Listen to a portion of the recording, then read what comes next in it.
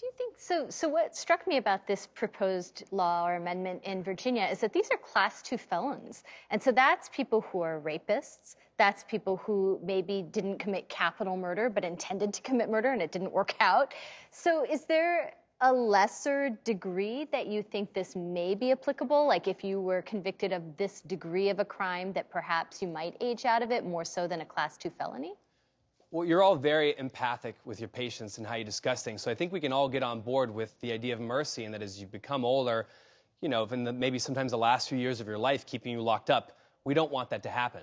And at the same time, what we really need is the opposite of this law. We need individualized sentencing where we can take into account factors that are specific to each person. So I'm actually an advocate of psychological parole.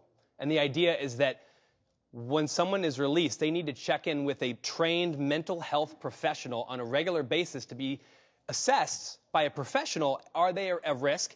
And something that we often don't talk about, we need to treat them. We need to help people. These are people who have been stuck in a system. And look, we can be, I know what it's like to be hard and think, oh, they're potential murderers, like let them rot in prison. But we have to remember that people can change, and when they come out, we have to give them an ability to do something. So mental health professionals, over the last 10 years, some studies have come out that showed that mental health courts, this idea that you actually might provide treatment to these individuals, has reduced recidivism rates. So that is something that's missing and needs to be widely implemented.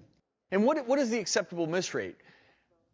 And looking at some of these stories, just one example, a 77-year-old released from prison after 25 years, had stabbed his wife and made his daughter watch. But he's 77. Well, the judge released him saying, you know what, he's too old to cause a threat. 4 years later, he was arrested for a similar stabbing death of a woman. So, I mean, you can't just look at someone and say, well, he's got gray hair and a lot of wrinkles, so let's let him out, he's good to go. And I worry when laws start to put those kinds of objective, okay, you're 65, you're good, you're out. Well, but I think what's fueling this, unfortunately, is cost. 20% of prison costs in 2015 were for health care, and those costs increase as people get older. So a lot of this is being driven by finances. Sure. So I just think that we have to allocate better resources. It's really a financial question at the end of the day, and that's why this isn't happening. And so I agree with you completely. You can't just make it a blanket thing about age, but I don't know where those resources are going to come from unless we change our priorities as taxpayers and really make those priorities known. The hope is that you might take those same resources and use them better. That people who are highly likely to commit a crime again, you don't automatically release them because of age. They have to stay. And people who are much less likely to offend again, and there are statistical models of this, those are the people you release and try to rehabilitate. I really appreciate your comments on this, Dr. Vaughn.